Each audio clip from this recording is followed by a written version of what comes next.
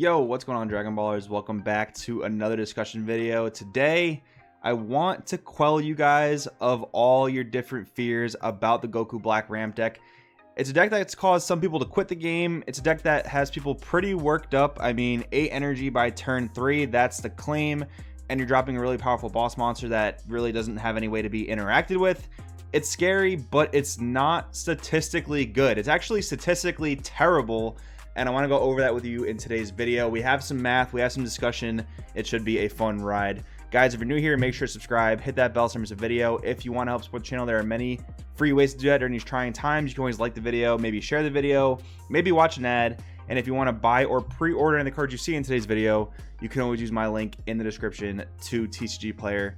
That all helps out a very great deal. So what are we talking about here? So this Goku Black ramp deck with the cards we've seen in set 10, all the Goku Black stuff, all the Zamasu stuff gets a whole lot of support. So this is for the new Zamasu stuff we've seen, but it's also going to help that old Goku Black leader, that fan favorite Goku Black leader we see in the corner here. If you have 2 blue energy, you can ramp from your life, awaken, draw 2. The backside, if you're at 2 or less life, you gain 5k double strike when you attack. Now, we all know that in today's landscape of Dragon Ball Super, all our leaders nowadays typically have a way of getting us advantage.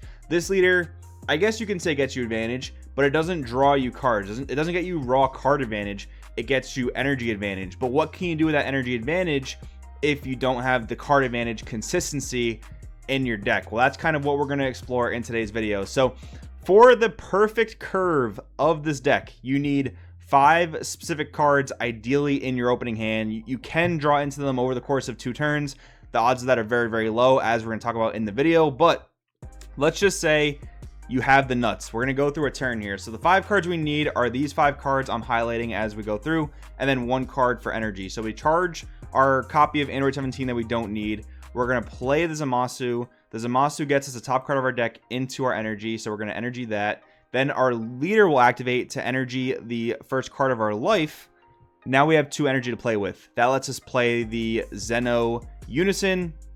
We can then add 2 counters to the Unison here. So it starts off with 2 counters because we are paying 2 for it. Then we're going to use the ability to get another energy off the top of the deck. So at this point, we pay 2.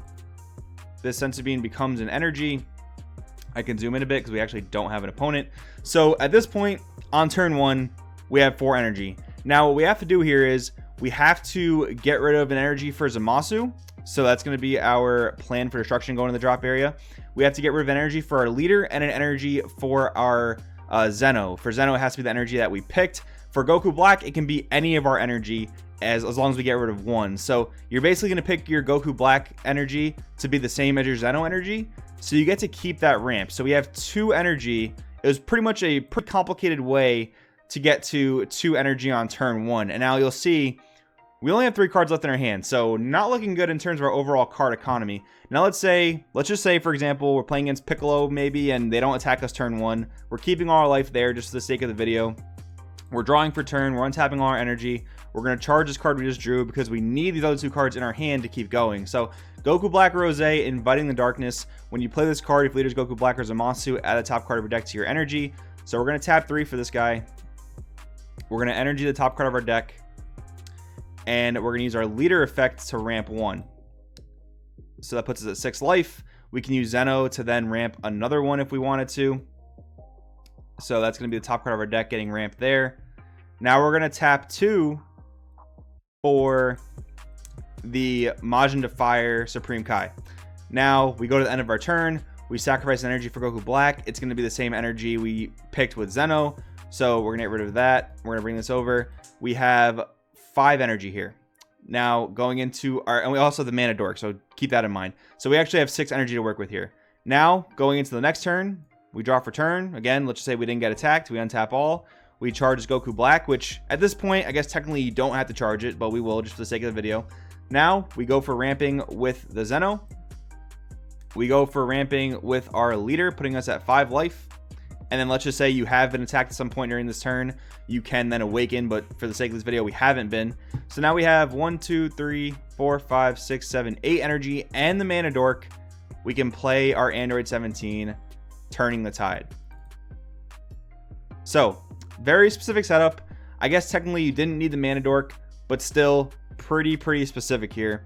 Now we're gonna go into the portion of the video where we go into the math of it. Now, I had my friend Josh.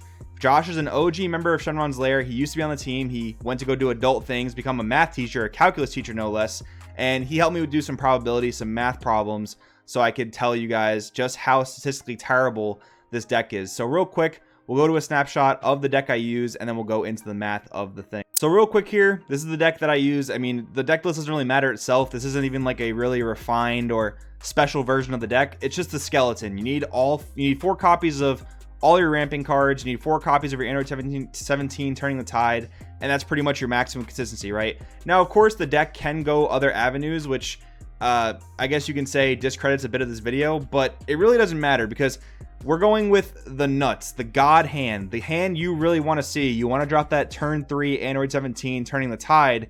If you want to do that, you want to make the plays we just saw earlier in this video. Now we're going to go over to the math portion of the video, and I'm going to explain to you guys why it's so statistically terrible. So now, guys, we're talking about probability. Probably your least favorite math subject you ever took. Anyone I ever talked to always hated probability. Now, let's talk some math. So opening 1 copy of a 4 of, we have 35% chance to do that. We've talked about that before. We talked about hypergeometric calculators on the channel and on the Patreon before. This is pretty standard. Your percentage of opening 1 copy of a 4 of is 35%.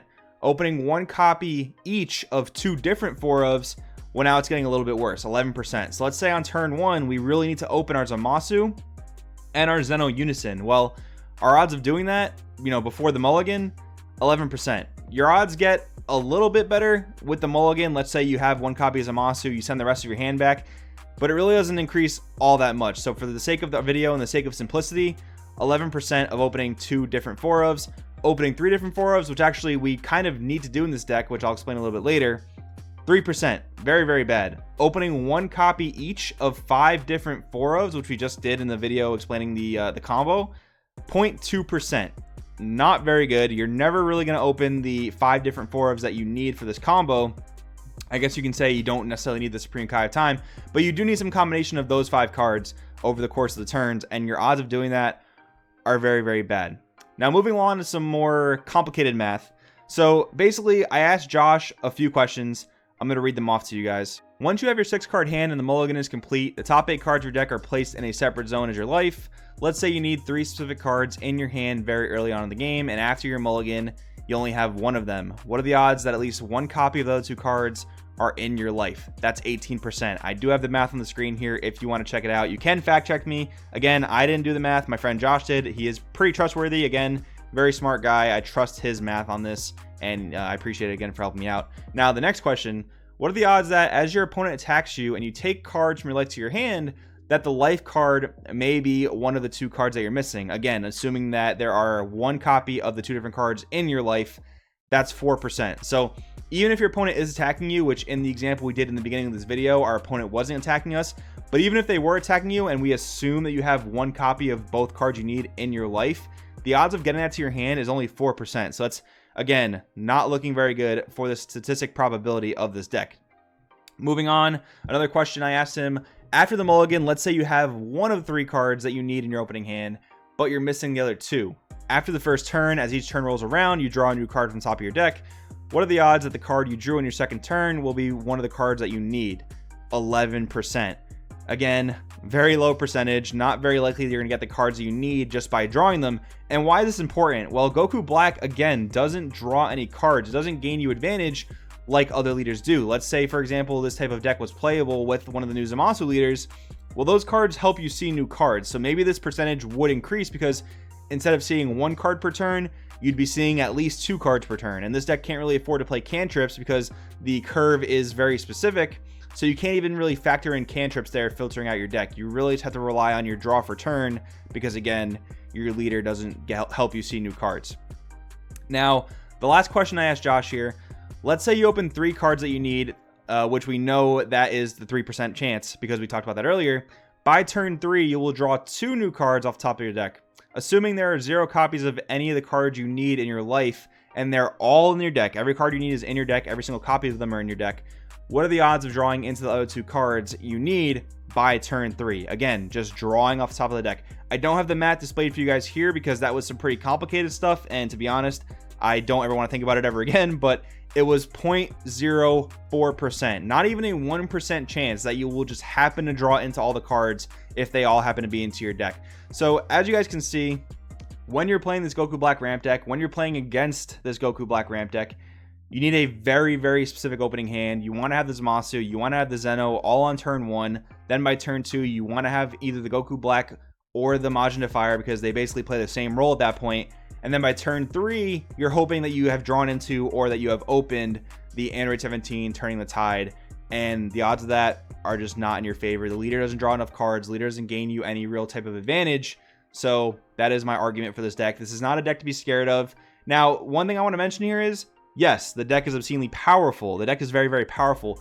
If the deck does what it's supposed to do, you will probably lose the game. But what you need to understand is the deck does not have a high level of consistency. There's always a debate we talk about, especially on the Patreon with the more competitive articles. You have your power versus your consistency. Your deck can be the strongest deck in the world, but if you can only do that 1 out of 20 games, well, you're never going to win a major tournament. You're never going to top a major tournament with that deck. If your deck has a moderate to somewhat high level of power, but you have a lot of consistency, your deck can do the same thing every single game for the most part. That's going to lead you to a lot more wins. So yes, the deck is very powerful.